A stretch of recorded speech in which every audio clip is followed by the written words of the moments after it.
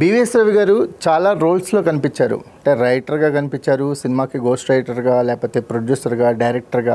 కానీ వీటన్నిటి వెనకమాల మాకు గట్టిగా కనిపించేది ఏంటంటే సినిమా మీద తనకున్న ప్యాషన్ మాత్రం ఎప్పుడూ డౌన్ అవుతూ ఉండదు. సినిమా ఇండస్ట్రీని నమ్ముకొని సినిమా ఇండస్ట్రీలో వివిధ రోల్స్లో తన ప్రతిభను చూపిస్తున్న రవి గారు ఇప్పుడు నిర్మాతగా మారి ఒక సక్సెస్ అందుకున్నారు.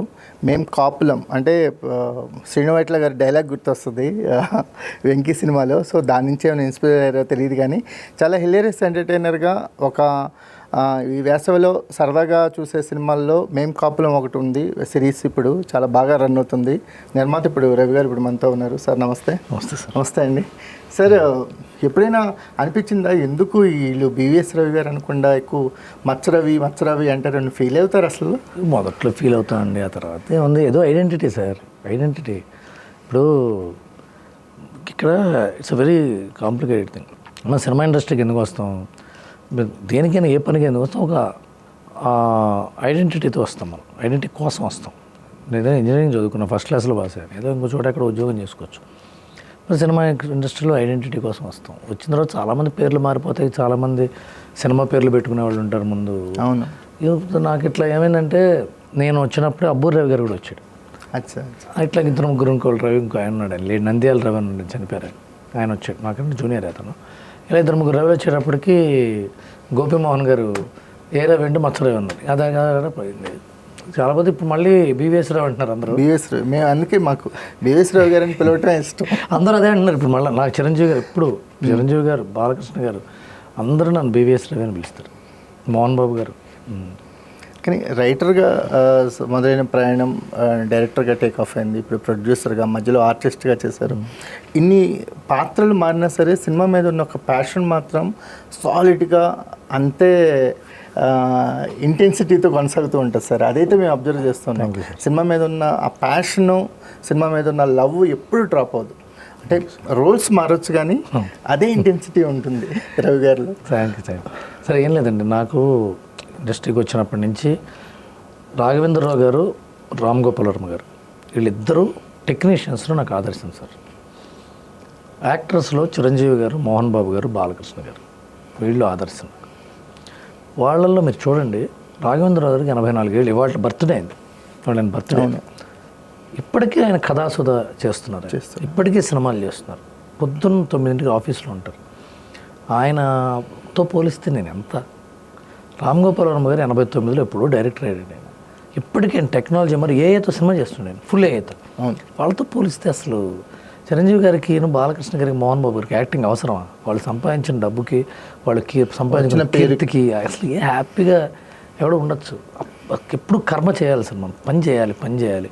నేను రైటర్గా ఆల్మోస్ట్ 70-80 సినిమాలు రాశాను, ఇంకా రాస్తున్నాను. యాక్టర్గా అంటే అది గోపీచంద్ మల్లినేని చాలా ఆయన హిందీ కూడా తీసుకెళ్ళాడు. ఎయిర్పోర్ట్లో ఫోటోలు దిగుతున్నారు నాతో, బాంబే ఎయిర్పోర్ట్లో. వీళ్ళు ఎందుకు దిగుతున్నారు, వీళ్ళకి నేను ఎవడో తెలుసా, ఎవడో అనుకుని దిగుతున్నారు నాతో, ఇవన్నీ ఉంటాయి. అదే యాక్టింగ్. డైరెక్టింగ్ చేశాను, నాకు ఎంత వర్కౌట్ అవ్వలేదు డైరెక్షన్. ఇప్పుడు ప్రొడక్షన్, నాకు ఎప్పటి నుంచో ప్రొడక్షన్ చేయాలని. నేను 2012లోనే కిషోర్ తిరుమలతో సెకండ్ హ్యాండ్ చేశాను. అవును. అది ఎందుకు చేశాను, కిషోర్ తిరుమల డైరెక్టింగ్ చేయడానికి చేసాం. అది ఇప్పుడు అలా మళ్ళీ నిజంగా సినిమా బాగుంటుంది సార్. ఆ సినిమా నచ్చిన ఎంతమంది ఉన్నారో తెలియదు, కానీ అందులో నేను ఒక థ్యాంక్ యూ సార్, అందరికీ నచ్చింది సార్. అది చాలామంది, చిన్న సినిమా అండి, మీకు ఆశ్చర్యపోతారు. అది 20 కోట్లు 20 లక్షలు తీసాను సార్ సినిమా. ఆ రోజుల్లో 20 లక్షల్లో తీయటమే, that is because of many factors. అది ఆ రోజుల్లోనే నేను ₹1 కోటి పైగా అమ్మాను. అప్పుడే పెద్ద లాభం వచ్చింది. చాలా రిలేటబుల్ ఫ్యాక్ట్ ఉన్న సబ్జెక్ట్ ఇప్పటికి కూడా. ఆ కిరీటి దామరాజు దాంట్లో నుంచి శ్రీ విష్ణు హీరో దాంట్లో ఫస్ట్ అతను చేశాడు, బాగా వర్కౌట్ అయింది. అది తర్వాత మళ్ళీ ఇప్పుడు వెబ్ సిరీస్లో యుగం కదా, ఇంతకుముందు సర్వం శక్తిమయం చేసాం ఈటీవీ ZEE5లో, మళ్ళీ ఇప్పుడు మేం కాపులో సేమ్ డైరెక్టర్. సార్ మీరు అనుకుంటే ఒక పెద్ద కాంబినేషన్కి వెళ్ళొచ్చు ఇదే స్టోరీకి, కానీ రవితేజ గెటప్ సీన్లకి స్టిక్ అనవటానికి కారణం ఏంటి? యాక్చువల్గా నా దగ్గరకు వచ్చినప్పుడు అండి, ఇది చాలా చిన్న, ఇది యూట్యూబ్లో సొటారి బ్రదర్స్ అని చాలా ఫేమస్ అయ్యారు వాళ్ళు ఆ కోవిడ్ టైంలో. అతను వాళ్ళలో రవితేజ అని శోభన్ అని ఒకతను ఉంటాడు. ఆ శోభన్ అనే అతను ఇది డిజైన్ చేసింది, అసలు ఈ సొటారి అనే దాన్ని క్రియేట్ చేసింది ఐడియాని. అతను వెబ్ సిరీస్ రాసి ZEE5కి వెళ్ళాడు. సో వాళ్ళిద్దరూ చేద్దామని అనుకుంటున్నాను. సో అనురాధ గారు ఉండి దీన్ని కొద్దిగా స్కేలప్ చేయాలి అని వాళ్ళకి నాకున్న రిలేషన్తో నన్ను అడిగారు. సో అప్పుడు రవితేజని పెట్టుకుందామండి, గెటప్ సీన్ లాంటి వాళ్ళని తీసుకుంటే అవుతుంది. మెయిన్ ఏంటంటే ఇది నాగబాబు గారు లాంటి వాళ్ళని తీసుకురావటం వల్ల ఇవాళ విజువల్ మనం అందరం మాట్లాడుకుంటున్నాం, అందరికీ పబ్లిసిటీ తీసుకుని వచ్చామంటే మీరు చూస్తేనండి గెటప్ సీను చాలా పాపులర్, టీవీ ఇండస్ట్రీలో చాలా పాపులర్ గెటప్ సీన్. సినిమాలో కూడా చాలా పాపులర్. హనుమాన్ ఇంకా అతను చేసిన ప్రతి సినిమా వర్కౌట్ అయింది. అలాగే రవితేజ యూట్యూబ్లో చాలా పాపులర్ అబ్బాయి. ఇప్పుడు నాగబాబు గారు సరే దానికి, ఇకపోతే దాని తర్వాత అన్సెంబుల్ కాస్ట్ కిరీటి దామరాజ్ అని, రితు చౌదరికి 2 లక్షల 20 లక్షల మంది ఫాలోవర్స్ ఉన్నారు ఇన్స్టాగ్రామ్లో. అలాగే లక్కరాజు ఉన్నాడు, చరణ్ లక్కరాజు. అతను మేము ఏం చేస్తామంటే బేసిక్గా సోషల్ మీడియాలో వెబ్ వరల్డ్లో పాపులర్, అదొక ప్రపంచం సార్ అది.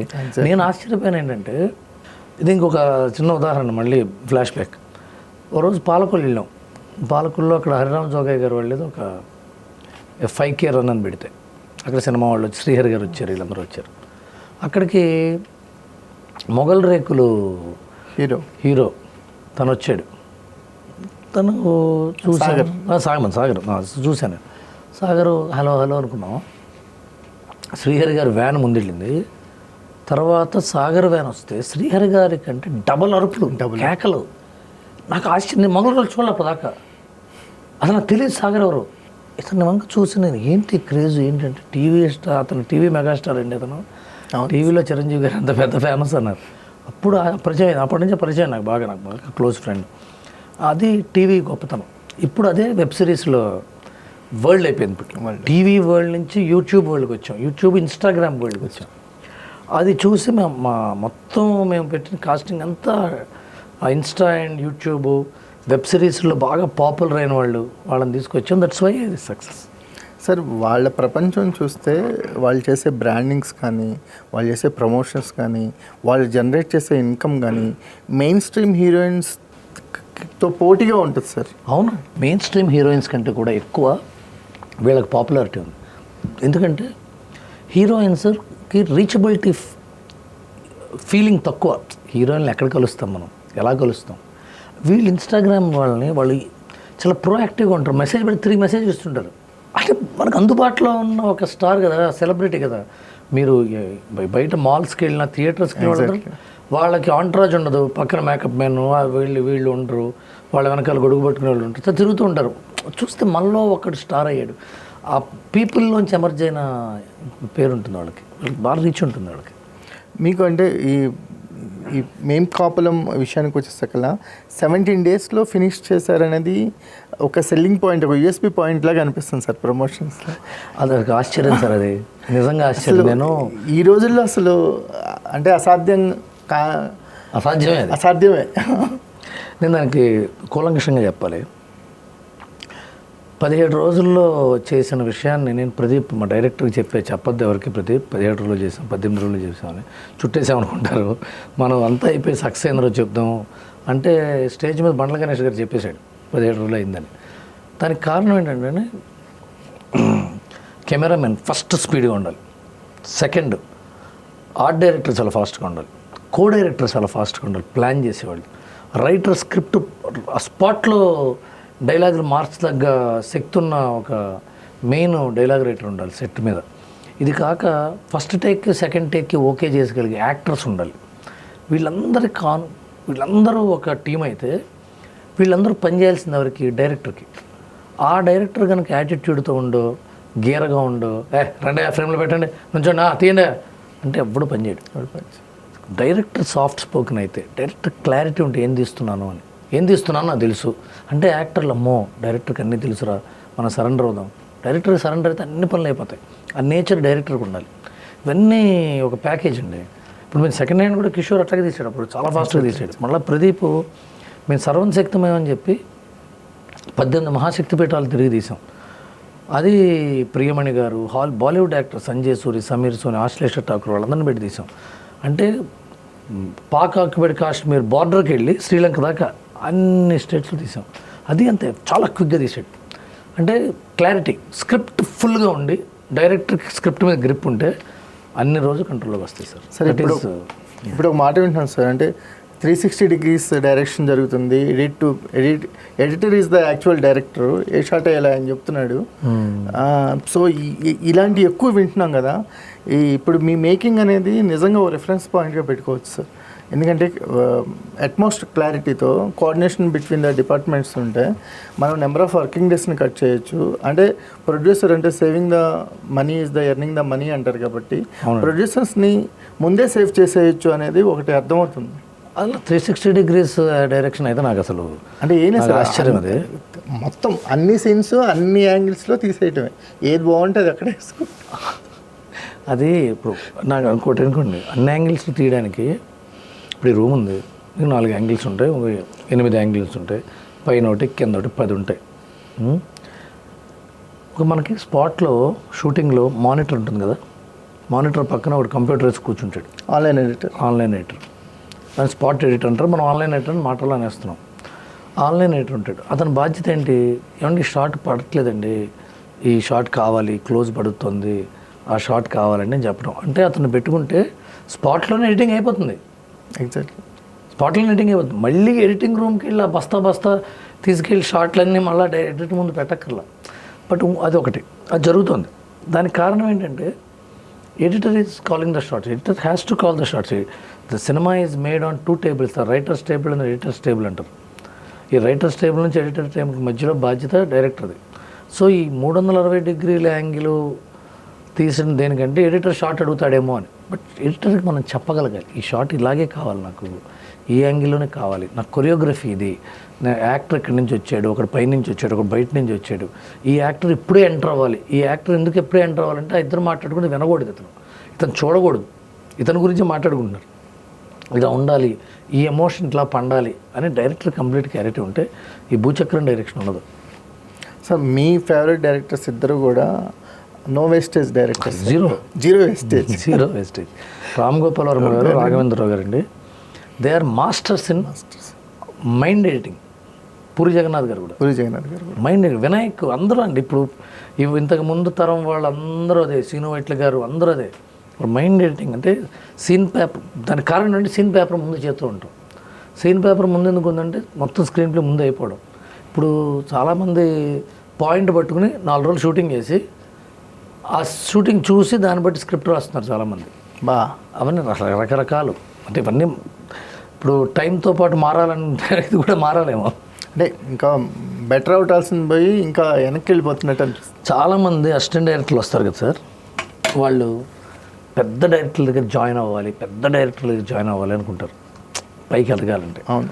వాళ్ళందరికీ నేను ఇచ్చే సలహా ఏంటంటే ఫస్ట్ చిన్న సినిమాకి పనిచేయండి, చిన్న డైరెక్టర్ దగ్గర పనిచేయండి. ఏమవుతుందంటే చిన్న సినిమాకి బడ్జెట్ తక్కువ ఉంటుంది, తక్కువ మల్టీ టాస్కింగ్ చేయాలి. ఒక డైరెక్టర్కి 2 అసిస్టెంట్లు ఉంటారు, అతనే ఎడిటింగ్ రిపోర్ట్ చేయాలి, అతనే కాస్ట్యూమ్ ఫాలో అవ్వాలి, అతనే కంటిన్యూటీ ఫాలో అవ్వాలి, అతనే రేపు పొద్దున్న ప్లానింగ్ చేయాలి, అన్ని పనులు వస్తాయి. ఈ ఎక్స్పర్టీస్తో పెద్ద డైరెక్టర్ ఈజీగా పెట్టుకుంటాడు, అప్పుడు నీకు పని వస్తుంది. అసలు పెద్ద డైరెక్టర్ దగ్గర పని ఎవ్వరు నేర్చుకోలేడు, నన్ను ప్రతిదానికి కూడా ఉంటాడండి, ఏముంటుంది నేర్చుకోవడానికి. అదే. సో అన్స్టాపబుల్ అనేది ఒక మైల్ స్టోన్ అనుకోవచ్చు మీ కెరియర్లో. అవును సార్. సో మేము ఒక కాంబినేషన్ ఎక్స్పెక్ట్ చేస్తున్నాం రావు గారు. చెప్పండి. బాలకృష్ణ గారితో. ఎవరిది? మీతో సినిమానా? ఉంటుందండి, నేను పనిచేస్తున్న దానికి. బాలకృష్ణ గారు చాలా బిజీగా ఉన్నారు, ఆయన వరుసగా సినిమాలు ఉన్నాయి. ఈ టైంలో నేను వెళ్ళి రాంగ్ పార్కింగ్ చేయకూడదు కదా, మంచి సబ్జెక్ట్ ఉండి నేను చూసే విధానం ఒకటి ఉంది, త్వరలోనే అది ప్లాన్ చేస్తాను. ఎందుకంటే బాలకృష్ణ గారు అంటే ఆఫ్ స్క్రీన్ ఎలా ఉంటారనేది, అంటే అన్స్టాపబుల్ తర్వాత ఆయన రీచబిలిటీ, అంటే ఈ జంజీ బ్యాచ్కి బాగా కనెక్ట్ అవడానికి ఆ షో బాగా ఉపయోగపడింది. సో ఆ షో అనేది మన ఇండియాలో ఇప్పటివరకు ఉన్న టాక్ షో అన్నిట్లో కూడా ఒక స్టాండ్అవుట్ అయిపోయి ఉంటుంది ఆ షో ఎప్పటికీ కూడా. దాని తర్వాత టాక్ షోలు చేయాలంటే దాని టైప్లో చేయాలంటుంది. సో బాలకృష్ణ గారితో మేము ఏం చేయలేదండి కొత్తగా, ఆయన ఎలా ఉంటే అలా చేసాం అంతే. ఆయన ఏముంటే చూపించాం, ఆయన ఇది బయట ఇలా ఉంటాడు ఆయన అని చూపించాం అంతే. కానీ కొన్ని సెగ్మెంట్స్ రాయాలి కదా సార్, అవన్నీ అదొక మ్యాజిక్. మా ఉద్దేశం ఏంటంటే మా జాబు బాలకృష్ణ గారిని మేమేమనుకుంటున్నామో ప్రజలందరూ అనుకోవాలి. బాలకృష్ణ గారు మీరు కలిసే ఉంటారు కదా, ఆయన సరదాగా ఉంటాడు బయట, చాలా సరదాగా ఉంటాడు. చాలామంది తెలియదు ఆ విషయం. బాలకృష్ణ గారు కోపిస్ట్ అనుకుంటారు, బాలకృష్ణ గారు ముభావంగా ఉంటాడేమో అనుకుంటారు, బాలకృష్ణ గారు పెద్ద మాట్లాడరేమో అనుకుంటారు. ఆయన అంత టాకెటివ్ ఎవరు ఉండరు. అవును. అందరు హీరోలకి ఆయన టాకెటివ్, అవును. చాలా టాకెటివ్, చైల్డిష్ ఆయన రోజు మాట్లాడుతూ ఉంటారు కదా, అవును. అదే చూపించాను టాక్ షోలో. ఆయన క్వశ్చన్ అడిగే విధానం దగ్గర నుంచి అది అది ఆయన కెమెరాలు ఉన్నాయని మర్చిపోయి అసలు ఆయన కెమెరాలు కనపడడం ఆయన గుర్తుండదు. ఆయన అవన్నీ ఒక 1 or 2 ఎపిసోడ్స్ తర్వాత ఆయన పట్టేసుకున్నాడు. ఆయన ఏకసంతగ్రహి, ఓకే ఇది ఇలా ఉంటుంది, ఈ క్యారెక్టర్ ఇది ఇలా పట్టుకోవాలని. కానీ మీ అసోసియేషన్ మాత్రం సూపర్ హిట్ అయింది sir. Thank you sir, thank you. So ఒక డైరెక్టర్గా ఇప్పుడు వాంటెడ్ కానీ జవాన్ కానీ మీరు అనుకున్న విజయం సాధించకపోవటం అనేది ఒక సెగ్మెంట్ నుంచి ఇంకో సెగ్మెంట్కి వెళ్ళటానికి కొంచెం వెనకపడ్డారేమో అనిపిస్తుంది సార్. ఈ డైరెక్షన్లోనా? డైరెక్షన్ అస్సలు నేను అనుకోలేదండి. నేను అసలు డైరెక్టర్ అవుదాన్ని రాలా. ఓకే, నేను రైటర్ అవుదాన్ని వచ్చా. రైటర్ అవుదాం అనుకున్నప్పుడు డైరెక్షన్ అవకాశం వచ్చింది. ఫస్ట్ పిక్చర్ వాంటెడ్ నేను అనుకున్న విధంగా తీయలేకపోయాను. దానికి కారణాలు రకరకాలు. నాకు కొంత తెలియలేదు, కొంత హ్యాండిల్ చేయలేకపోయాను, కొంత మేనేజ్మెంట్ కుదరలేదు. జవాన్ అనుకున్న విధంగా తీసాం, అది రాంగ్ రిలీజు, క్లైమాక్స్ వర్కౌట్ అవ్వలేదు. But it's a very good film. చాలామంది అప్రిషియేషన్ వచ్చింది. ఆ తర్వాత ఇమీడియట్గా చేయడానికి అవకాశం కూడా వచ్చింది నాకు. బట్ నాకు సబ్జెక్టు ఇది డైరెక్షన్ తెగే సబ్జెక్టా అనిపించలే. సో దాంతో నేను ఇంకా రైటింగ్, ప్రొడక్షన్ సైడ్ పడ్డా. అంటే సైంటిస్టులు, డిఆర్డిఓ అసలు చాలా కొత్త సబ్జెక్ట్. అవును. అంటే ఇప్పుడు మనకి దురంధర్లో ఉన్న ఎలిమెంట్స్ కూడా కనిపించేంత సబ్జెక్ట్ తీసుకున్నారు. దాని తర్వాత ఇంకో సబ్జెక్ట్ రాశాను నేను, ఇస్మాయిల్ అని. అది ప్యూర్ దురంధర్ కథే. అది దురంధర్ కథే రాశాను. ఓకే. నేను అప్పుడు అంటే ఆశ్చర్యంగా ఉంటుంది. ముందు వెళ్తే బాంబేలో చెప్పాను ఫస్ట్. అది వాళ్ళు అన్నారు పాకిస్తాన్ లేదండి, ఇప్పుడు పాకిస్తాన్ అయిపోయింది, ఇప్పుడు ఎవరు తీరండి అన్నారు. అదే నాకు అర్థమైంది ఏంటంటే సక్సెస్ అనేది ఒక పెట్టుబడి అండి. సక్సెస్ అనేది ఒక అచీవ్మెంట్ కాదు, పెట్టుబడి. మనం ఇప్పుడు రాజమౌళి గారు సింహాద్రి తర్వాత బాహుబలి కథ చెప్తే ఎవరు తీరు. సింహాద్రి తర్వాత, ఛత్రపతి తర్వాత, మగధీర తర్వాత, ఈగ తర్వాత అప్పుడు తెస్తారు. అవన్నీ పెట్టుబడి. ఇప్పుడు ఆయన బాహుబలి తీసినందువల్లే వాళ్ళు వారణాసి తీయగలుగుతున్నారు. సో అది నాకు అర్థమైంది. ఇప్పుడు జవాన్ అంత వర్కౌట్ అవ్వలేదు కాబట్టి ఆ కథను నమ్మలే ఎవరు. నా జవాన్ బ్లాక్ బస్టర్ అయ్యిండు అది చెప్పుంటే నమ్మేవాడు. సో మనందరికీ కూడా అర్థం కావాల్సింది ఏంటంటే సక్సెస్ అనేది పెట్టుబడి. అది మనం ఆగిపోకూడదు. అది ఒక మజిలీ కాదు, అది ఒక చిన్న బ్రేక్ అంతే. అది మనం అంత్యమైన లక్ష్యం కాదు. అది మళ్ళీ అనిపించింది సార్ మళ్ళీ డైరెక్షన్ సైడ్. ఇప్పుడు నేను I'm very happy in this space. నాకు ఓటీటీలో బాగా మంచి ప్రాజెక్ట్స్ వస్తున్నాయి. సినిమాలు రాస్తున్నాను, 2 పెద్ద సినిమాలు రాస్తున్నాను. ఆ తర్వాత ఓటీటీలో ప్రొడక్షన్ రెగ్యులర్ జీ5లో జరుగుతుంది. మెయిన్ కాపులో మంచి సక్సెస్ అయింది. Definitely I have a very good relationship with జీ5. ఇది ఇంతకుముందు మేము జయమునిస్ చేంబర్ టాక్ షో చేసే వాళ్ళతో, అది కూడా నేనే చేశాను, జగద్బాబు గారు కాంబినేషన్. దాని తర్వాత ఇది, ఆ తర్వాత కూడా నెక్స్ట్ ఇంకోటి చేస్తున్నాం. So I'm happy in that space. నాకు కిక్ రావాలి కదా సార్. నేను డైరెక్షన్ చేసిన కేవలం కిక్ కోసమే. ఎలాంటి సినిమాలు సార్, ఎలాంటి సినిమాలు ఈ మధ్య మీరు బాగా ఇష్టపడిన సినిమాలకు? సార్ అన్ని సినిమాలు బాగుంటాయి. మొన్న దండోర ఇష్టపడ్డానండి నేను. దండోర అయితే నాకు చాలా బాగా నచ్చింది. చిన్న సినిమా కదా. నేను Gaddar awards 1 of the jury member నేను. ఎగ్జాక్ట్లీ. మేము అన్ని చిన్న సినిమాలకి, అన్ని కొత్త సినిమాలకి ఈ పెద్దపీట వేద్దాం అనే అవకాశం వచ్చింది, వేసాం. ఎందుకంటే చాలా ఈ మధ్య రాజు వెడ్స్ రాంబాయ్, 8 వసంతాలు ఎంత బాగుంది. అమ్మాయికి ఎలాగైనా హీరోయిన్ అమ్మాయికి ఇది ఇచ్చాం, స్పెషల్ జ్యూరీ అవార్డు ఇచ్చారు. Just we wanted to acknowledge her effort. చాలా పెద్ద హీరోయిన్ అవుతుంది అమ్మాయి. ఎగ్జాక్ట్లీ. అంటే అసలు ఆ కాంబినేషనే రేర్ అనిపించింది సార్. మార్షల్ ఆర్ట్స్ చాలా మంచి సినిమా అండి. సో అన్ని సినిమాలు సార్ ఇప్పుడు కొత్త వాళ్ళు తీసే ప్రతి సినిమా బాగుంటుందండి. అది చాలా తక్కువ సినిమాలు ఫెయిల్ అవుతుంటాయి. ఎందుకంటే వాళ్ళు డైరెక్టర్ అనిపించుకోవడానికి, హీరో అనిపించుకోవడానికి సినిమాలు ఇస్తే అవ్వదు. చెప్పాలి కదా, ఒక మంచి చెప్పాలి. ప్రతి వాడు కష్టపడతాడు. నాకు పెద్ద సినిమాల కంటే పెద్ద సినిమాలు ఏముంటాయండి, 4 ఫైట్లు, 4 పాటలు, ఏదో ఉంటుంది. చిన్న సినిమాలో కథ ఉండేది. అంటే ఆ ఎఫర్ట్స్ ఎక్కువ చిన్న సినిమాలో రక్తం పెడతారు వాళ్ళు. ఇప్పుడు ఉప్పెన చూడండి, చిన్న సినిమా అది. ఆ ప్రొడ్యూసర్స్ దాన్ని పెద్ద సినిమా చేశారు, మైత్రి నవీన్ గారు, రవి గారు. బట్ దానివల్లే కదా అంత పెద్ద కళ వచ్చింది దానికి. ఎగ్జాక్ట్లీ. సో నాకు ఆ దృష్టిలో అయితే ప్రీ వెడ్డింగ్ షో ఈ మధ్యకాలంలో బాగా ఎంజాయ్ చేశాను సార్. నాకు బాగా బాధ వేసింది ఏంటంటే గ్రేట్ ప్రీ వెడ్డింగ్ షో జీలోనే ఉంది. ఆ జీలో పనిచేసాడు అబ్బాయి తిరువీరు. ఆ ప్రీ రిలీజ్ ఫంక్షన్కి పిలిస్తే నేను ఒక్కనే వెళ్ళా. ఎవ్వరు రాలేదు. నేను ఒక్కనే వెళ్ళా. సినిమా సక్సెస్ అయింది. కానీ అప్పుడు చూడాలి థియేటర్లో. అది ఓటీటీలో ఇంకా పెద్ద సక్సెస్. పెద్ద సక్సెస్. పాపం వాళ్ళు పెద్ద డబ్బులు చేసుకోలేకపోయారు. బాధ వేసింది నాకు. చిన్న సినిమాకి ఎవరో ఒకరు ఉండాలి. ఏముంటుంది, అప్పుడు తెలియని వాళ్ళు ప్రొడ్యూసర్లు కొత్త వాళ్ళు, డైరెక్టర్ కొత్త, ఎవరు రారు. రేపు చూద్దాం లేవా అంటారు. మీరు చూస్తారు కదా, మీరు ఎన్నో దసపల్లాకి వెళ్ళినా, ప్రసాద్ ల్యాబ్కి వెళ్ళినా, చిన్న సినిమాలకి అసలు యూట్యూబ్లో వాటికి వ్యూవర్షిప్ కూడా. ఈ బ్రాండింగ్ అనేది చాలా ఇంపార్టెంట్ అయింది రవి గారు. బ్రాండింగ్ అండ్ మార్కెటింగ్ చాలా ఇంపార్టెంట్ సార్. అందుకనే ఇప్పుడు మేం కాపులో పెట్టుకుని ఫస్ట్ నాగబాబు గారికి అడిగాను నేను, నాగబాబు గారితో వెళ్దామని.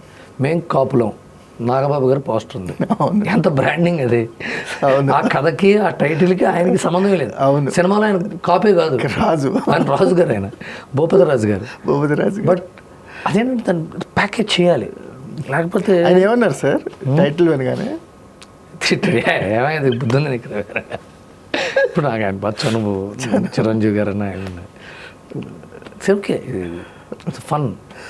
ఈ ఆయనకి సెన్స్ ఆఫ్ హ్యూమర్ చాలా ఎక్కువ. నాగబాబు గారు చాలా సరదాగా ఉంటాడు ఆయన. ఆయన లైఫ్ పాలిటిక్స్ స్టేట్మెంట్ లేక సీరియస్గా వెళ్ళిపోతుంటారు కానీ అది వేరే గొడవ. అది ఆయన పాపం వాళ్ళ చేయాలనుకుంటాడు కానీ ఆయన నిజంగా పొలిటీషియనే కాదు. వాళ్ళ కుటుంబంలో ఎవరు పొలిటీషియన్సే కాదండి. అంత బాగా ఉంటే పొలిటీషియన్స్ వర్కౌట్ అవ్వరు. కళ్యాణ్ గారు ఆయన స్ట్రీక్ వేరు, కానీ చిరంజీవి గారు కూడా అంతే. చాలా బాగా మనిషి. ఈజీగా హర్ట్ అయిపోయేవాళ్ళు, అవతల వాడు హర్ట్ అవుతాడేమో అని బాధపడేవాళ్ళు పొలిటీషియన్స్ ఇలా అవుతారు. అసలు పొలిటీషియన్స్కి ఉండాల్సిన లక్షణం కాదు. పై ఇంకోటి ఏంటంటే ఈ రోజుల్లో పాలిటిక్స్కి పరిపాలనకి రెండు పెనవేసుకుపోయి ఉన్నాయి. ఇదివరకు కాలంలో మీరు చూసుంటే పాతకాలం రామారావు గారి కాలం కానీ, తర్వాత చెన్నారెడ్డి గారు, కోట్ల విజయభాస్కర్ రెడ్డి, చంద్రబాబు నాయుడు గారు, రాజశేఖర రెడ్డి గారు దాకా పరిపాలన వేరు, పాలిటిక్స్ వేరు. అవును, ఎన్నికల దాకానే పాలిటిక్స్, ఆ తర్వాత పరిపాలనలో పడిపోయేవాడు. వాళ్ళు రోజు తిట్లే కదా, ఏం చేసినా తిట్టే. ఒక అడుగు ముందుకేసి తిట్టు, వెనకాలకేస్తే తిట్టు, ఇంకెట్లా కష్టపడతాం. అదే ఒకసారి ఏదో ఒక స్టేట్మెంట్ చూసాను సార్, అదివరకు మంచి చెడు అనేది సపరేట్గా ఉన్నాయి, ఇప్పుడు ఏం చేసినా తిడుతున్నారు. అసలు మంచి లేదు అసలు ఏం చేసినా అంటే దేవుడు ఫోటో ముందు దండం పెట్టుకొని అది ఫేస్బుక్లో పోస్ట్ చేసినా కూడా దానికి కూడా తిట్టేవాళ్ళు ఉంటారు. అది అవును, లూసిఫర్ మలయాళంలో డైలాగ్ ఉంటుంది, ఇది మంచివాడికి చెడ్డవాడికి జరిగే యుద్ధం కాదు, మధ్య యుద్ధం కాదు, చెడ్డవాడికి మహా చెడ్డవాడికి మధ్య జరిగే యుద్ధం. అది సో ఆర్టిస్ట్గా మల్లేని గోపీచంద్ గారు ఇచ్చిన పుష్ అయినా సార్ అసలు ఎప్పుడైనా అనిపించింది? నేను ఫస్ట్ చేసిన సినిమా అయోధ్య అని కోట రామకృష్ణ గారు, నా బిడ్డే నవీన్ హీరో, నా చిన్నప్పుడు. ఆ తర్వాత ఇంకో సినిమా అది చేశాను, తనే గోపి. ఈ మధ్యకాలది గోపి క్రాక్లో బాగా రిజిస్టర్ అయ్యారు. బాగా అయింది. నాకు ఇది సరదా అండి, నేను అంటే సీరియస్ యాక్టర్. అడిగితే సీరియస్గా రైటింగ్ తప్ప ఏది తీసుకురా సార్? అసలు రైటింగ్ తప్ప ఏదైనా సీరియస్గా కాదు సార్, అది నిజంగా ఉంటుంది. ఆట విడిపోయి రైటింగ్ ఇస్ నాకు వచ్చింది అది. ఆ తర్వాత ప్రొడక్షన్ చాలా సీరియస్గా తీసుకుంటాను. ఎందుకంటే ఇట్స్ హాలీవుడ్ ఫినామినల్. హాలీవుడ్లో మీరు చూడండి, writer is the executive producer of the film. Writer ఒక స్టూడియోకి వెళ్ళి కథ ఉందండి నా దగ్గర, సరే ఎంత అవుతుంది కథకి, ఎంత అవుతుంది సార్, సరే నువ్వే డైరెక్టర్ని యాక్టర్ని పెట్టి తీసుకురా అంటారు. ఎగ్జాక్ట్ స్టూడియో మోడల్ అది, నేను స్టూడియో మోడల్ అంటే స్టూడియో చేస్తున్నవన్నీ స్టూడియో మోడల్స్. ఇప్పుడు ఈ మేము కాపడం కూడా స్టూడియో మోడల్.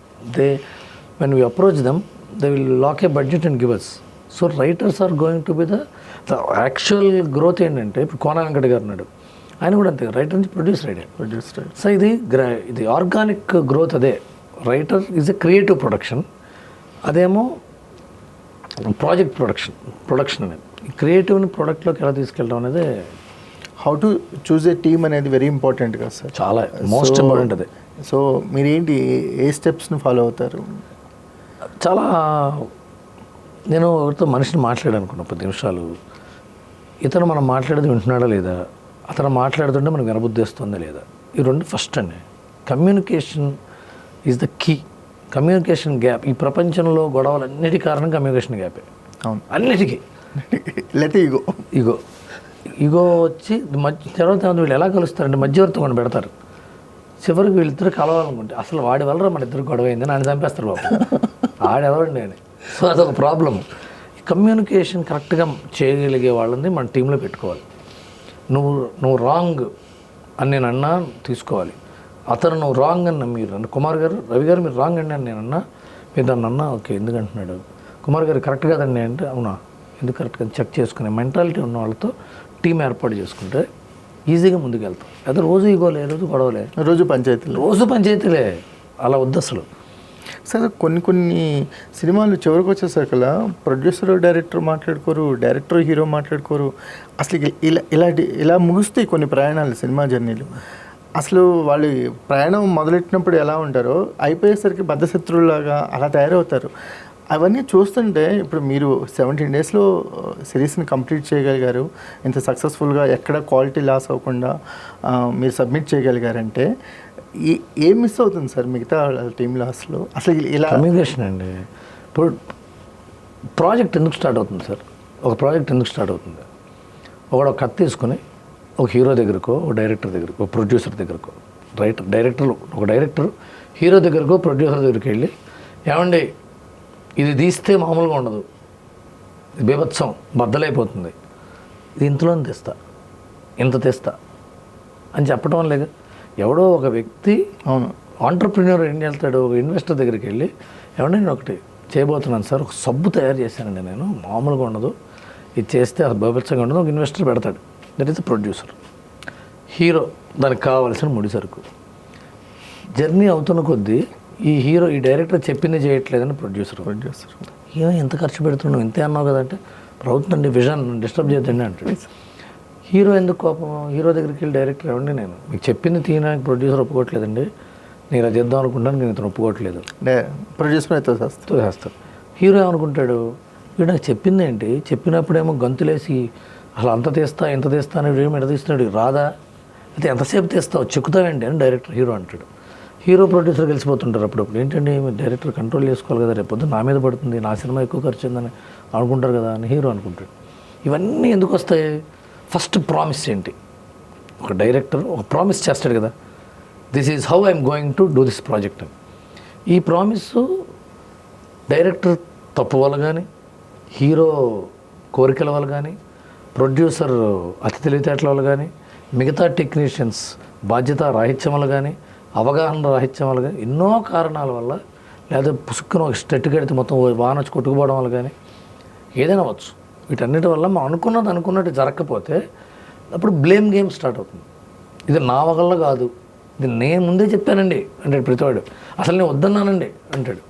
సో చివరికి వచ్చేటప్పటికి పెంట్ అవుతుంది. అదే కదా సినిమా బ్లాక్ బస్టర్ అనుకోండి, మొదటి నుంచి చెప్తాం కదా సార్ అంటాడు. ఎవడు అందరూ రాత్రి రోజు కాదు, చేర్స్ సక్సెస్ అయిపోయింది. ఫ్లాప్ అయింది అనుకోండి, వాడి వల్ల ఫ్లాప్ అయింది, వాడి వల్ల ఫ్లాప్, ఏదైనా అంతే సార్. సినిమానే కాదు, సబ్బు వాటర్ బాటిల్ తయారు చేయాలి అంతే. ఎగ్జాక్ట్లీ. కానీ మోస్ట్ ఆఫ్ ద సినిమాలు ఈరోజు కాస్ట్ ఫెయిల్యూర్స్ అవుతున్నాయి సార్. అంటే ఆ సినిమా ఎంత రాబట్టుతుంది? ప్యూర్ ప్లానింగ్ లోపం అండి. Cost failure is pure lapse in planning. Pure lapse in planning. There is no excuse for it. అంటే నిర్మాతగా మీరు చాలా సూపర్గా ఎగ్జిక్యూట్ చేస్తున్నారు. అంటే నిర్మాతకి అంటే ఒకప్పుడు మనం రామానాయుడు గారు కానీ, ఇప్పుడు పాత తరం నిర్మాతలు కొంతమంది ఆర్బి చౌదరి గారు, వీళ్ళంతా వాళ్ళు పర్ఫెక్ట్గా ఎగ్జిక్యూట్ చేసేవాళ్ళు. వాళ్ళు ప్రాజెక్ట్ ఎంతలో తీయాలనుకున్నారో అంతకు మించి 10% తప్ప వెళ్ళేవాళ్ళు కాదు. అసలు కాస్ట్ ఫెయిల్యూర్స్ అనేది వాళ్ళకి ఎప్పుడు ఉండేవి కాదు. సో దానివల్ల ఏమవుతుందంటే నిర్మాత సగం అక్కడే సేవ్ అవుతాడు. సినిమా రిలీజ్ అయిన తర్వాత రిజల్ట్ తీసి పక్కన పెడితే ముందు అసలు లాస్ లేకుండా ఉంటాడు అనుకున్న విధంగా తీయగలిగితే. షూటింగ్ చేయడానికి తొందరపడకపోతే తొందరగా అయిపోతుంది సినిమా. సెట్స్కి వెళ్ళిపోదాం, ముందు వెళ్ళిపోదాం, హీరో డేట్లు పోతాయి. ఎవరిని లాక్ చేయడానికి సార్? హీరోనో హీరోయిన్నో ఓటీటీనో డైరెక్టర్నో ముందు ఎక్కించేద్దాం అనేది పెద్ద minus. 2 penny wise pound foolish అంటారు ఇంగ్లీష్లో. ఇప్పుడు పైసా దగ్గర అతి తెలివితేటలతో రూపాయి దగ్గర దుబారాగా చేసే మైండ్ సెట్ ఉంటారు. వీళ్ళేంటి, సినిమా మే 1 నుంచి సినిమా షూటింగ్ అంటే, అబ్బాయి ముందు నుంచి మేనేజర్లకి అసిస్టెంట్ డైరెక్టర్లకి జీతాలు ఏం పెట్టకండి, 1 month ముందు వస్తారు, చేసేసుకుంటారు, వెళ్ళిపోతారు. మ్యాక్సిమం 2 నెలలు, మార్చి 1 నుంచి ఆఫీస్ తెరుస్తాం, ఫట్ అయిపోవాలి. అది ఎంతమంది తింటున్నారే మా ఆఫీసుల మీద పడి ఇలా అంటుంటారు. మే 1 సినిమా అంటే ఫిబ్రవరి 1 నుంచి షూటింగ్ ప్లాన్ చేయాలండి. లొకేషన్స్, ఆ లొకేషన్ వర్షం పడితే, ఆ లొకేషన్ ఆ రోజు వాడు ఇవ్వకపోతే, ఆ రోజు బక్రీదా, ఆదివారమా, లేకపోతే హీరోకి అన్న పాయింట్ పెళ్ళి ఉందా, ఈ కెమెరామెన్, అన్ని ప్లానింగ్లు చేసుకుని plan A, plan B, plan C 3 plans వేసుకుని బడ్జెట్ వేసుకుని, ఈ బడ్జెట్ ఇలా అవ్వదు, ఇంత కష్టం అండి, అయితే నేను తీయలేను, ఎంతమంది లైట్లు అవుతాయి, ఎంత అవుతాయి, ప్లానింగ్ చేసుకుంటే కానీ అప్పుడు ఏమవుతుంది, అసిస్టెంట్ డైరెక్టర్కి మేనేజర్కి 2 నెలల జీతాలు పెరుగుతాయి ఫస్ట్. ప్రాపర్ ఎగ్జిక్యూటివ్ ప్రొడ్యూసర్ని, ప్రాపర్ కో డైరెక్టర్ని పెట్టుకోవాలండి. మీరు ఎంత ఖర్చు పెడితే వాళ్ళ మీద సినిమా అంత ఖర్చు తగ్గుతుంది. మీరు కో డైరెక్టర్ని, ఎగ్జిక్యూటివ్ ప్రొడ్యూసర్ని ఎంత నిష్ణాతుడైన వాడిని తీసుకొస్తే మీ ఖర్చు అంత తగ్గుతుంది. మనం నీకు అవకాశం ఇస్తున్నానే అని ఒకటి ఇచ్చాడు, ఇంకో వాడు అసమర్థుడు అయితే మొత్తం out. The whole key of production lies in co director and executive producer. వాళ్ళని మీ అద్భుతమైన పెట్టుకోండి, చాలా సజావుగా సాగుతుంది. అది దాని major key. And pre production extraordinary ఉంటుంది. మిగతా అంతా ఫార్మాలిటీ, మనం అది చెయ్యం. మన దానికి తొందరపడిపోయి. And the director has to oblige the schedule, the hero has to oblige the schedule. బాంబేలో 300 పేజీలు సంతకం పెట్టిస్తారు హీరోలతో. ఎప్పుడు వస్తారు షూటింగ్కి, ఎందుకు రావట్లేదు, హీరోయిన్ ఎన్నింటికి దిగాలి, క్యారవాన్ ఎన్నింటికి లొకేషన్లో ఉండాలి, ప్రాపర్. ఇప్పుడు మేము చేసింది మీకు యాక్టర్ల వల్ల మొదటి నుంచి యాక్టర్ల టైంకి వచ్చామని చేసాం. అదే నేను రేపు పొద్దున ఇంకా పెద్ద సినిమా చేసినప్పుడు యాక్టర్ల టైంకి వస్తారో నేను చెప్పలేను. I cannot cell. అదే అనదర్ స్టోరీ. ఆ రోజున ఏమైనా రోజు 17 రోజులు తీసేప్పుడు 170 రోజులు ఏంటంటే నేను ఇప్పుడు ఇదే మైక్ మీద నేను చెప్పలేను యాక్టర్లు లేట్గా వచ్చారండి అని. ఇప్పుడైతే వచ్చారు కాబట్టి చెప్పగలను, రాలేకపోతే చెప్పలేను.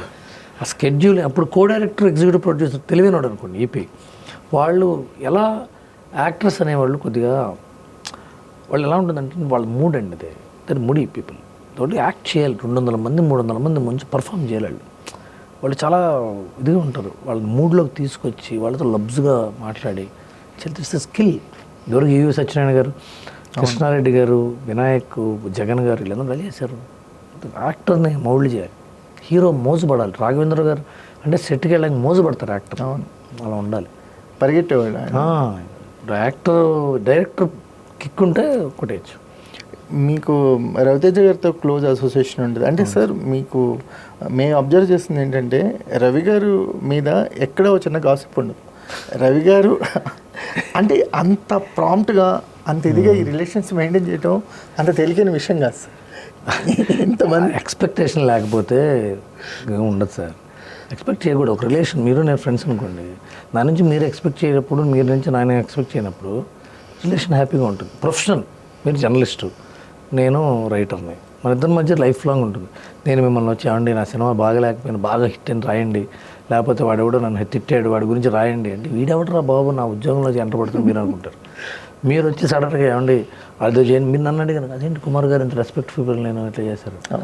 అది అనవసరంగా ఎక్స్పెక్టేషన్స్ పెట్టుకోకుండా హెల్తీగా ఉంటే ఎంతకాలంగా ఉంటాం, అప్పుడు ఒకళ్ళ నుంచి ఒకరికి ఆటోమేటిక్గా ఉపయోగం ఉంటుంది. సార్ అదే రేర్ మీ పర్సనాలిటీలో ఉన్న బ్యూటీ సార్ అది. ఎందుకంటే ఇంతమంది పరిచయాలు ఉన్నా ఎప్పుడు ఒక చిన్న ఆబ్లిగేషన్ రవి అడిగాడని ఎప్పుడు వినలేదు. బాగా క్లోజ్ అంటే ఈవెన్ పర్సనల్ విషయాలు షేర్ చేసుకునేంత క్లోజ్ రిలేషన్ ఉన్నా దాన్ని ఎక్కడా కూడా ప్రొఫెషనల్గా నేను అసలు ఇప్పుడు మీరు లక్ష్మణ్ ఉన్నాడు, లక్ష్మణ్ నేను ఇంటర్మీడియట్ నుంచి ఫ్రెండ్స్ వాడు, నేను అవును మనోడు అవును తెలుసు కదా, టీవీ వాడు నేను బాగా జోకులు తిట్టుకుంటాం, బూతులతో మొదలు పెడతాం ఇద్దరం. వాడు నేను ఎప్పుడు అడగలేదు, నేను వాడిని ఎప్పుడు అడగల. 30 ఏళ్ళు అయిపోయింది ఇద్దరం వచ్చి. ఎప్పుడు దాకా అసలు ఎప్పుడు మా ఇంటి జర్నలిస్టులతో అవసరాలు తక్కువ ఉండొచ్చు కానీ ఇండస్ట్రీలో కూడా నాకు హీరోలు కానీ యాక్టర్లు కానీ రవితేజ గారు కానీ రవితేజ అసలు రవితేజ గారు నేర్చుకున్నాను అనే విషయం. నేను రవితేజ గారి దగ్గర నేర్చుకున్నాను. ఆయన ఎవరికి సలహా ఇవ్వడు, తీసుకోడు. ఫస్ట్ క్యారెక్టరైజేషన్, ఎవరికి సలహా ఇవ్వడు, తీసుకోడు, ఎవరిని హెల్ప్ అడగడు. తను ఎవరిని హెల్ప్ అడిగితే చేస్తాడు. కానీ తను ఎవరిని హెల్ప్ అడగనప్పుడు తను ఎన్నిసార్లు అడుగుతారు ఎవడన్నా? మీరు ఎప్పుడు నన్ను ఏం అడగలేదండి, నేను ఒకసారి అడుగుతా, రెండోసారి అడగ నాకు మొహమాటం వస్తుంది కదా. అదే ఆయన క్యారెక్టర్. ఆయన ఎవరిని అడగడు. ఆయన ఎప్పుడు నేల విడిచి సాము చేయడు, చాలా నిజంలో ఉంటాడు. రవితేజ అనేవాడు నిజం, ఆ నిజంలో ఉంటాడు. అది మనకు బాగా అలవాటు అవుతుంది. మీరు వర్క్ చేసిన డైరెక్టర్స్లో బాగా చెరిష్ అయిన మూమెంట్స్ అంటే ఏం చేస్తారు? పూరి జగన్నాథ్ గారు అండి, బోయపాటి సీన్ గారు, భద్రా చేసాం, కృష్ణవంశీ గారు, వీళ్ళందరూ ఒకటే, వినాయక్ గారు ఆదుర్స్ చేసాం. వీళ్ళందరూ కూడా క్లారిటీ కానీ వాళ్ళ స్పీడ్ కానీ అన్నీ. ఇప్పుడు బోయపాటి సీన్ గారితో మాట్లాడుతుంటేనే ఒక యాక్షన్ పార్ట్ చూసినట్టుంటుంది మనం. ఆయన ఎంత ప్యాషనేట్ పర్సన్ బోయపాటి, చాలా ప్యాషనేట్గా ఉంటాడు, చిన్న రౌద్రంలో ఉంటాడు ఆయన. అవును. అలాగే పూరి జగన్నాథ్ గారు అంత సింప్లిఫైడ్ ఆలోచన ఉన్న వ్యక్తి అసలు కలవటం కష్టం. ఎంతటి గొప్ప కష్టమైనా సింపుల్గా ఆలోచిస్తాడు, చాలా బ్రిలియంట్ ఇంతేనా అన్నంత ఈజీ. ఆయన బాగా చెప్పాడు, సింపుల్గా రాయటం కష్టం అని చెప్పాడు రోజున. కాంప్లికేటెడ్ సింపుల్గా రాయటం అనేది చాలా కాంప్లికేటెడ్ థింగ్ అన్నాడు. అది చాలా గొప్ప పాఠం నాకు అది. రాఘవేంద్రరావు గారితో నేను గడిపిన ప్రతి క్షణం నాకు టెక్స్ట్ బుక్కే. ఆయన ఏంటి సార్ ఇన్ని సినిమాలు తీశారు అంటే, ఓ రోజు ఏదో చిన్న గొడవ అవుతుంటే ఆయన ఇట్లా కూర్చున్నాడు. ఏంటి సార్ అంటే, ఓర్పే ఆయుధం చిరునవ్వే భూషణం. ఎంత పేషెంట్ అంటే ఎంత పేషెన్స్ ఉంటుంది ఆయనకి, ఎప్పుడూ అది ఉండాలి. ఆయన రామ్ గోపాల్ వర్మ గారు మాట చెప్పాడు, నువ్వెవరైనా ఏదైనా పని చేయించుకోలేకపోయావంటే ఒక వ్యక్తితో, అది ఆ వ్యక్తి దుర్మార్గమో క్యారెక్టర్ కాదు, నీ తప్పది. నువ్వు అతన్ని నీకు పని చేయించుకున్నట్టుగా కన్విన్స్ చేయలేకపోయావు. ఒక వ్యక్తిని కన్విన్స్ చేయటం అనేది ఒక ఆర్ట్, అది నీ శక్తి. చాలా పేషెంట్గా ఉండాలి. మన భావాన్ని వ్యక్తపరచడానికి అలా భాష కావాలి. సో కన్విన్స్ చేశాను కూడా ఏమేం ఇప్పుడు మిమ్మల్ని మర్డర్ చేయమని కూడా కన్విన్స్ చేయొచ్చు నేను కదా, అది మన శక్తి. అది నేను చెప్తే కుమార్ గారు మర్డర్ చేయలేదండి అంటే అడుగుతుంది, మర్డర్ ఎందుకు చేస్తే తంతాడు, మర్డర్ చేయమన్నాడు. కన్విన్స్ అయిన పేషెన్స్ కావాలి, ఓర్పు సార్. ఓర్పు ఉంటే అన్నీ సెట్ అయిపోతాయి లైఫ్లో, ఇండస్ట్రీలో. సార్ ఈ జర్నీలో ప్రొడ్యూసర్గా ఇప్పుడు మీకున్న ఎక్స్పీరియన్స్ కానీ మీకున్న పరిచయాలు కానీ ఓ ప్రొడ్యూసర్గా ఎంత స్ట్రెంగ్తన్ చేసినాయి సార్ మిమ్మల్ని? చాలా స్ట్రెంగ్తన్ చేశాను సార్. ఇప్పుడు నేను నాకున్న చొరవ లేదా గెటప్ సీన్ అడగగానే చేసాడు. గెటప్ చాలా బిజీ, అతను వెబ్ సిరీస్ చేయలే ఇప్పుడు దాకా, చాలా బిజీ అతను. నాగబాబు గారు పాలిటిక్స్లో 24 గంటలు, పొద్దున హైదరాబాద్, మొన్న ఆయన ట్రావెల్ చేస్తూ ఉంటారు. మొన్న చిరంజీవి గారి సినిమా ఓపెనింగ్ జరిగింది సార్ 158. ఆయన మార్నింగ్ విశాఖపట్నం నుంచి వచ్చి ఓపెనింగ్ చేసి మళ్ళీ 11 ఫ్లైట్కి ఎక్కేసాడు. అవును, ఒక్క 2 గంటలు వచ్చాడు. ఆయన ఈజ్ బిజీ. అలాంటిది నాకు ఆయన డేస్ ఇచ్చి ఒకరోజు రాత్రి 2 దాకా షూట్ చేశాడు. అది నా మీద ప్రేమే ఆయనకి, ఎందుకు ఉండాలి.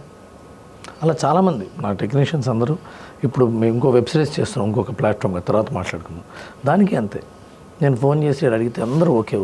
నేను అట్లా నా రిలేషన్స్ ఉపయోగపడినాయి. మన యాక్టర్ సుబ్బరాజు ఉన్నాడు, అజయ్ ఉన్నాడు, ఆ తర్వాత సుమన్ గారు ఉన్నారు, సీత గారు ఉన్నారు. వీళ్ళందరూ కూడా అడిగితే వెంటనే చేస్తున్నారంటే, మేము అల్లరి నరేష్ గారితో ఒక సినిమా చేస్తున్నాం కనకదుర్గ అని, మొన్న ఓపెన్ చేసినప్పుడు అది మేము ఓపెనింగ్కి అందరిని విమెన్ పిలుద్దాం అనుకున్నాం. చిరంజీవి గారు వైఫ్ మొట్టమొదటిసారి సురేఖ్ గారు ఆవిడ వచ్చి మాకు ఓపెన్ చేసి పెట్టారు.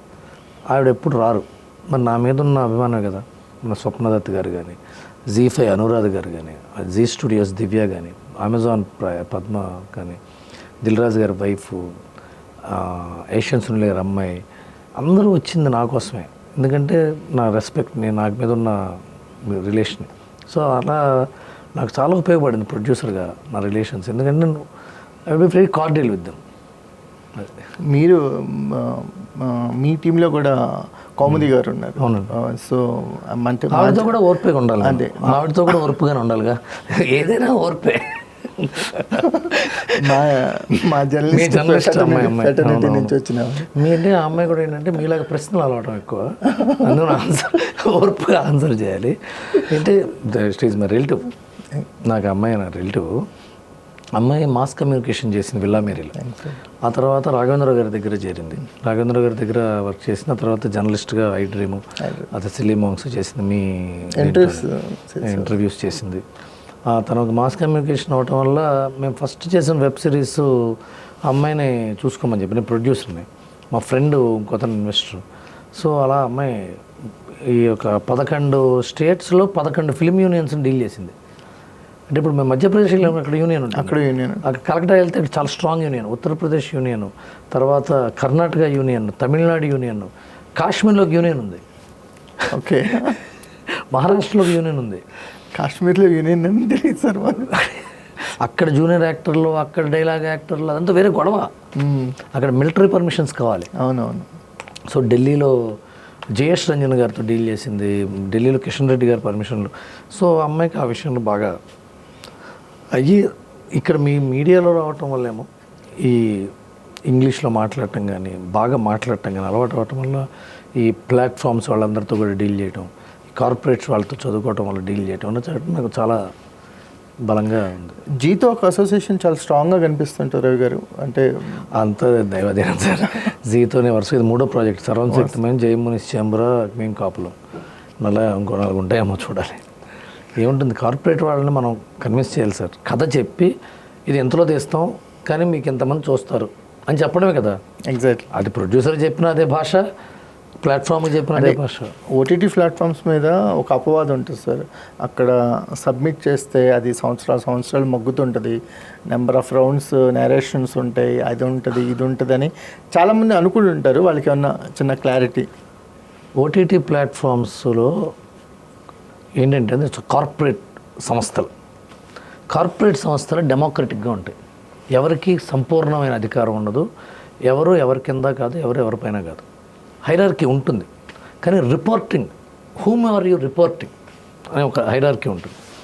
సో నిజంగానే జరిగింది ఏంటంటే ఒకళ్ళు సబ్మిట్ చేసేవాడు కదా, వాడికి అది నచ్చలేదు అనుకోండి, వాడు నో చెప్పడు. ఫస్ట్ నో చెప్పేది బయట ఆడింది అనుకోండి, అరే నువ్వు ఎందుకురా నో చెప్పావు, పక్క దాంట్లో వర్కౌట్ అయింది కదా, వాళ్ళు పట్టు ఉద్యోగం తీసేస్తారు, వాడు ఉద్యోగం పోతుంది. సో నానుస్తారు. ఏం చేద్దాం ఎవరు ఇప్పుడు there is an English proverb, in corporate world everybody thinks to save their own ass అంటారు. ఎవడు ముందువాడు కాపాడుకోవడానికి ఎవడు నో చెప్పడు, ఎవడు డెసిషన్ తీసుకోడు. డెసిషన్ తీసుకోనప్పుడు ఏమవుతుంది, మనం స్టేల్ అయిపోతుంది అక్కడ. అందువల్ల మనమే వీళ్ళు డెసిషన్ తీసుకుంటారా లేదా, వీళ్ళకి నచ్చిందా లేదా, రెండో రోజు పట్టేయాలి మనం. వీళ్ళకి నచ్చిందా లేదా, నెక్స్ట్ ఇంకో దానికి వెళ్ళిపోవటం. వాళ్ళకి నచ్చింది, వాళ్ళు పిచ్చి డెక్క చేయమన్నారండి, వాళ్ళు మొత్తం రాయమన్నారండి, వాళ్ళు అది చేయమన్నారని అనుకుంటూ ఉంటాం. అది ముందే వాళ్ళు పక్కన పెట్టి ఊరికి టైం వేస్ట్ చేస్తుంటారు. బికాస్ వాళ్ళ పైన వాళ్ళు చెప్పేటప్పుడు వాళ్ళు ఏం చెప్తారంటే ఎప్పుడు we have to take a chance అని చెప్పరు. వీ హ్యావ్ టు సీ అండి, లెట్ అస్ సీ. కిందవాడు ఓకే అంటే పైనవాడు ఓకే అంటే నా పైనవాడు, ఆ పైనవాడు అంటే అసలు పైనవాడు. సో వాళ్ళకి మళ్ళాగా ఒక రోజుకి 30-40 వస్తుంటాయి సార్. 30-40 వాళ్ళకి మ్యాన్ పవర్ లేదు. ప్రతివాడు వెళ్ళి తలుపు కొట్టి ఇస్తూ ఉంటాడు కదా, వాళ్ళ ఉద్యోగం తీసుకోవటం. వాళ్ళందరినీ సెగ్రిగేట్ చేయాలి. ఆ సెగ్రిగేట్ చేసిన తర్వాత ఏది నచ్చిందో చూడాలి, ఏది నచ్చిందో చూసిన తర్వాత దాని మీద ఇంకా డెవలప్మెంట్ చేయమని చెప్పాలి. వీటన్నిటి మధ్య వాళ్ళు నో చెప్పరు, ఏమో తెలియదు కదా. ప్లస్ ఇంకోటి ఏంటంటే చాలా ఇంపార్టెంట్ విషయం నేను చెప్పేది, మరి ఎవ్రీ 3 నెలలకు ఒకసారి, మీరు ఇప్పుడు టీవీలో కూడా క్వార్టర్స్ చూస్తారు కదా, ఎవ్రీ 3 నెలలకు ఒకసారి వాళ్ళ పర్ఫార్మెన్స్ చూస్తారు. పక్క ప్లాట్ఫామ్లో ఏం సక్సెస్ అవుతున్నాయో చూస్తారు, పక్క ప్లాట్ఫామ్లో ఏది ఫ్లాప్ అయిందో చూస్తారు. ఓహో ఇప్పుడు థ్రిల్లర్స్ చూస్తున్నారు, ఇప్పుడు ఇదేంటిది కామెడీ చూస్తున్నారు, ఇప్పుడు ఏదో రొమాన్స్ చూస్తున్నారు, ఇప్పుడు ఏదో మర్డర్ మిస్టరీ చూస్తున్నారు, ఇప్పుడు హారర్ చూస్తున్నారు అనుకుని వాళ్ళు దాన్ని ఎక్స్పెక్ట్ చేస్తారు. కానీ వాళ్ళు చెప్పరు. మనం వెళ్తే దాంట్లో కార్పొరేట్లో మనం హారర్ తీసుకుని హారర్ వద్దలేండి ఇప్పుడు అంటే ఏం కావాలో చెప్పరు వాళ్ళు. ఏమో because they are not authorize to tell. వాళ్ళకి మీరు ఉంటారు, మీరు ఆఫీస్ విషయాలు బయట చెప్పడానికి మీరు అర్హత లేదు కదా. You have a promise, you will take a oath కదా. అంతే. చూద్దాం. దాంట్లో నాన్ నెగోషియబుల్గా కాన్ఫిడెన్షియాలిటీ అగ్రిమెంట్ ఉంటుంది మీ కంపెనీకి. ఇంకానండి చూద్దాం, ఏం అడిగినా చెప్పరు. That's how corporate works. లేదు లేదా హీరోకి నచ్చలేదు అని ప్రొడ్యూసర్లు అనలేరు. చూడదామండి, మనం అర్థం చేసుకోవాలి అక్కడే. ఇప్పుడు మనం కథ రాసి అశేష ఆంధ్రనీకానికి అర్థమయ్యేటట్టు చెప్దాం అనుకున్న వాళ్ళం, అవతల బిహేవియర్ బట్టి మనకు వాడికి నచ్చిందా లేదా అని కూడా తెలుసుకోవాలిగా. అలాగే మారుతున్న ట్రెండ్ ఏంటి, హాట్స్టార్లో ఏం నడుస్తుంది, జీలో ఏం నడుస్తుంది, అమెజాన్లో ఏం నడుస్తుంది, నెట్ఫ్లిక్స్లో ఏం నడుస్తుంది, ఆహాలో ఏం నడుస్తుంది, ఈటీవీలో ఏం నడుస్తుంది, సన్ నెక్స్ట్లో ఏం నడుస్తుంది, సోనీలో ఏం నడుస్తుంది, ఇవన్నీ ఏం చూస్తున్నారు, వాళ్ళ బయట వెబ్ సిరీస్లు ఏం వర్కౌట్ అవుతున్నాయి, ఇప్పుడు ట్రెండ్ ఎలా ఉంది, ఆ ట్రెండ్కి తగ్గట్టు మనం ఎట్లా రాయాలి, పుస్తకాలు చదువుకోవాలి. వాళ్ళు బాగా బుక్స్ ఆధారంగా చేసిన స్టోరీస్ అయితే ఎక్కువ ఫాస్ట్గా వాళ్ళు తీసుకుంటారు. సో మన పాత కల్చర్లో చాలా ఉన్నాయండి తెలుగు సాహిత్యంలో. ఆ తెలుగు సాహిత్యం పుస్తకాలు తీసుకుని ఇది బాగుంటుందండి చేద్దాం అని మనం ప్రోయాక్టివ్గా ఉండాలి. నో అనగానే వెంటనే వచ్చేసి ఇంకోటి చేయాలి, అంతే తప్ప అక్కడ స్టిక్గా అయిపోకూడదు. మీరు తెలుగు సాహిత్యం నుంచి ఏమైనా పిక్ చేస్తున్నారా సార్? నేను తిలక్ కథలని చేద్దాం ఉంది సార్. తిలక్ కథలు ఒకటి బాగా, కుక్కు కథలు నాకు ఇష్టం అండి. కొడవటిగుంట కుటుంబరావు గారి కథలు నాకు బాగా ఇష్టం. ఆ రెండింటి మీద తెలుగుదనం అంతా కుప్పబోసినట్టు ఉంటుంది ఆయన మాటల్లో. అవును, అసలు బ్రిలియంట్ అండి ఆయన, బ్రిలియంట్. ఆ రెండింటిని మీద వర్క్ చేద్దాం ఉంది సార్ నాకు. సూపర్. అది చేయాలి. అది సరే, ఇండస్ట్రీలో ఒక హీట్ టాపిక్ నడుస్తుంది, పర్సంటేజ్ వర్సెస్ రెంటల్ అని. అంటే ఒక విషయం చెప్పనా, ఎవరికి ఇవి తెలియదు సార్. ఇది ఛాంబర్లో ఉన్న వాళ్ళకి తప్ప ఎవరికి ఏమీ తెలియదు. ఎందుకంటే అసలు ఉన్న ప్రొడక్షన్ హౌస్లు 10-15, 5-6 గట్టిగా మాట్లాడి చెప్పాలంటే 5-6 కదా. సింగిల్ స్క్రీన్ వాళ్ళ బాధ, ప్రొడ్యూసర్స్ గొడవ, ఇవన్నీ చెప్పాలంటే మనకి ఇండియాకి పార్లమెంట్ ఎట్లా ఉందో మనకి ఛాంబర్ అట్లా ఉంది. వాళ్ళు లోపల మైకులు ఇరుచుకుంటారో, కాగితాలు ఇసురుకుంటారో, చట్టపట్టాలు వేసుకుని మాట్లాడుకుంటారు, కాఫీ తాగి మాట్లాడుకుంటుంది తెలియదు. వాళ్ళు బయటకు వచ్చి ఏం చెప్తే అది ఫాలో అవటమే. మనం ఎవరు పడితే వాళ్ళు బాగుంటుందండి, ఇదైతే బెటర్ అండి అని అంటే దీన్ని అది ఏమంటారంటే రెస్పాన్సిబిలిటీ అవుతుంది. Because no one knows anything. Because పెద్ద సినిమాలే కదండి. ఒక చిరంజీవి గారు, బాలకృష్ణ గారు, మహేష్ బాబు గారు, అల్లు అర్జున్ గారు, రామ్ చరణ్ గారు, ప్రభాస్ గారు, ఎన్టీ రామారావు గారు, వీళ్ళే కదా. మిగతా వాళ్ళందరూ పర్సంటేజ్ ఆడతారు కదా. ఈ ఏడు పాపం వాళ్ళు ఏమో 2 ఏళ్ళకి ఒకసారి వస్తారు, సంవత్సరానికి ఒకసారి వస్తారు. వెంకటేష్ గారు, వీళ్ళ మీదే జరుగుతుంది. సో అవి కొద్దిగా వాళ్ళు డిస్కస్ చేసి చేయటమే తప్ప no one has any idea రియల్గా ఏం ఎఫెక్ట్ అవుతుంది అన్నది మనం బయట వాళ్ళకి తెలియదు. అది పూర్తిగా కామెంట్ చేయటం అసలు తప్పది. అంటే మీరన్నట్టు ఇప్పుడు ఓటీటీ ప్లాట్ఫామ్స్ అనేది ఆల్టర్నేటివ్ అయిపోయినాయి, ఎంటర్టైన్మెంట్కి ఆల్టర్నేటివ్ అయిపోయినాయి. థియేటర్స్కి రావడానికి ఆడియన్స్ ఇప్పుడు ఒక సెలక్షన్ మోడ్లోకి వెళ్ళిపోయారు. ఇదా అదా అనే ఒక సెలక్షన్ మోడ్లోకి వెళ్ళిపోయారు. అన్ని సినిమాలకు కూడా థియేటర్స్కి ఆడియన్స్ రావట్లేదు అనేది వినిపిస్తూ ఉంది. మీకు విషయం తెలుసండి, థియేటర్లకు ఎందుకు రావట్లేదు అంటే ఓటీటీ అనుకుంటున్నారు కదా. కాదు, ఓటీటీ కూడా అయిపోయింది. ఇది తెలుసుకోండి, ఇది చెప్తున్నా, కొత్తగా చెప్తున్నా ఏంటంటే సినిమా ఫుట్ఫాల్ తగ్గడానికి ఓటీటీ కారణమైతే ఓటీటీ ఫుట్బాల్ కూడా తగ్గిపోతుంది, ఐబాల్స్ తగ్గిపోతున్నాయి. ఎందుకంటే people are loving vertical dramas. Vertical dramas అనేది చాలా పెద్ద సంచలనం అండి. ఇప్పుడు చైనాలో బాగా సక్సెస్ అయింది. ఇప్పుడు మనకు కూడా వస్తుంది. మనం 15 years నుంచి 20 years లోపల వాళ్ళందరూ వర్టికల్ డ్రామాస్ చూస్తున్నారు. మనం అది ఏజ్ దాటి చాలా సంవత్సరాలు అయిపోయింది, మనకు తెలియదు. చాలామంది ఓటీటీ సంస్థలు మేము వర్టికల్ డ్రామాస్ చేస్తాం, మాకు కథలు చెప్పండి అంటున్నాయి. అంటే కెమెరా ఇలా తీయాలి, అవును, వర్టికల్ డ్రామా తీయాలి, బాగా ఒక 2-3 నిమిషాలు అయిపోతుంది ఒక ఎపిసోడ్. వాడింటి 60 ఎపిసోడ్లు 150 ఎపిసోడ్లు పెడుతుంటే చిన్నవి చాలా యాప్స్ ఉన్నాయి వాటికి. మీరు డ్రామా బాక్స్ అని, చాయ్ షార్ట్స్ వాళ్ళు ఇప్పుడు మొత్తం సంచలనం అది. వాళ్ళు ఎందుకు చేస్తున్నారు? ఆడియన్స్ అటెన్షన్ స్పాన్ తగ్గి వరకు 3 గంటలు చూసేవాళ్ళు 2 గంటలకు వచ్చారు, తర్వాత 1:40 చాలండి అన్నారు. వెబ్ సిరీస్కి వస్తే అరగంట అంటే ఇప్పుడు కావాలంటే ఇప్పుడు చూసుకోవచ్చు మిగతాది. ఇప్పుడు అది కూడా పోయింది, 5 నిమిషాలే, 3 నిమిషాలు. రీల్ అయితే 30 సెకండ్లే కదా, షార్ట్స్ అయితే 30 సెకండ్లే కదా. సో ఆడియన్స్ అటెన్షన్ స్పాన్ తగ్గిపోతుంది. అయితే నువ్వు ప్రతి సీను అద్భుతంగా రాస్తే, దురంధర్ లాంటివి చేస్తే ప్రతిదీ 5 గంటలని చూస్తా, ప్రతిదీ ఒక రీల్ కదా, అది ప్రతిదీ ఒక ఎపిసోడ్ చూసా నేను. అంతే తాపీగా చేస్తానంటే that is no way. Web సిరీస్లు వెబ్ సిరీస్ వల్ల పోతే, వెబ్ సిరీస్లు వర్టికల్ షార్ట్స్ వల్ల, వర్టికల్ షార్ట్స్ రేపు పొద్దున రీల్స్ వల్ల కూడా పోతాయి. అటెన్షన్ స్పాన్ని పట్టుకోవటమే key. So wish you all the best sir. Thank you అండి.